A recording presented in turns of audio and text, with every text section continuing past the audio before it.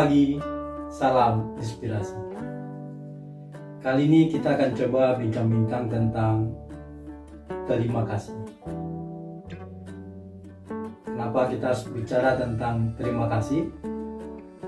Karena sekarang ini terlalu banyak orang yang hanya mau terima tanpa mau memberi atau mengasih. Padahal terima kasih itu terdiri dari dua kata, yaitu terima dan kasih. Terima dan kasih. Terima dan kasih itu kita ibaratkan seperti, paling tidak seperti bola lampu ini. Bola lampu ini menerima arus listrik dari listrik PLN, lalu dia memberikan cahaya. Ini minimal gitu. Kalau bisa seseorang itu justru menjadi giver, menjadi orang yang lebih banyak memberi daripada menerima. Nah, bicara terima kasih ini, kenapa menjadi penting untuk kita bicarakan? Ini terutama terjadi setelah era reformasi. Kebebasan yang kebablasan membuat orang semua merasa berhak, merasa memiliki negeri ini, sehingga mengambil apapun yang bisa dia manfaatkan dengan segala macam cara. Apakah itu lewat mengambil kekuasaan, mengambil kekayaan alam, atau apapun untuk dinikmati. Sehingga sekarang itu kasus korupsi di negeri ini makin lama makin bertambah besar dan menyebar kemana-mana, ke semua sektor kehidupan masyarakat. Kalau dulu sebelum reformasi KKN, korupsi, kolusi, dan nepotisme hanya terjadi di lingkungan Cendana atau Pak Harto dan kroninya, sekarang ya hampir semua. Justru sekarang agak sulit kita menemukan hal yang tidak ada unsur korupsi atau kalau tidak kolusi dan nepotisme. Lalu alasan berikutnya, kenapa kita harus bicarakan terima dan kasih ini, ya, terima kasih ini adalah agar terjadi keseimbangan di bumi ini, keseimbangan dalam kehidupan. Karena tanpa keseimbangan, ya mungkin dunianya akan kacau. Coba para pemirsa bayangkan seandainya di bumi ini hanya ada orang yang lahir, tidak ada yang mati, tidak ada yang meninggal, ya bumi ini akan penuh.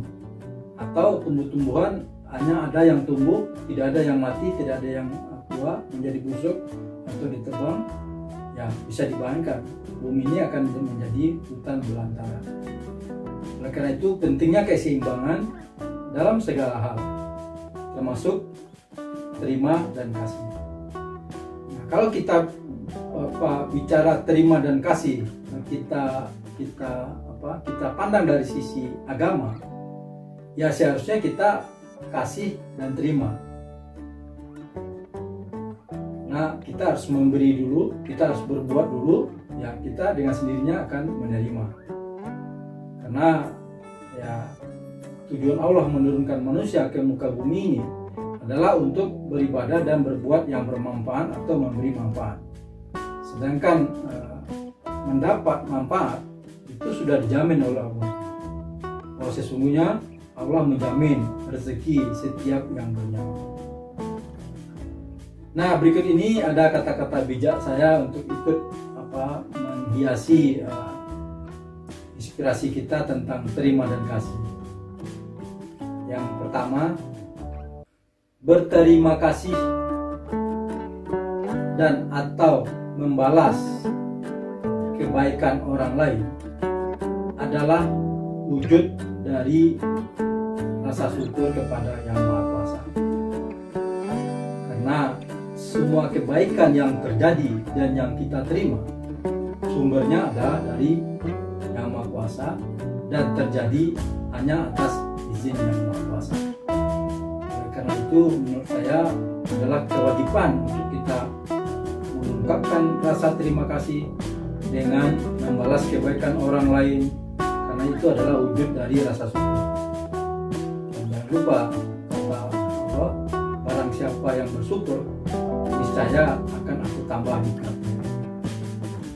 Oleh karenanya, jika ada seseorang yang merasa putus asa, dia tidak pernah mendapat menerima, ya mungkin dia harus introspeksi diri. Mungkin dia tidak pernah mengasihi, dia tidak pernah berbuat, tidak pernah menanam, hanya berusaha memetik. Nah, berikut ini kata bijak saya yang ada hubungannya dengan itu adalah: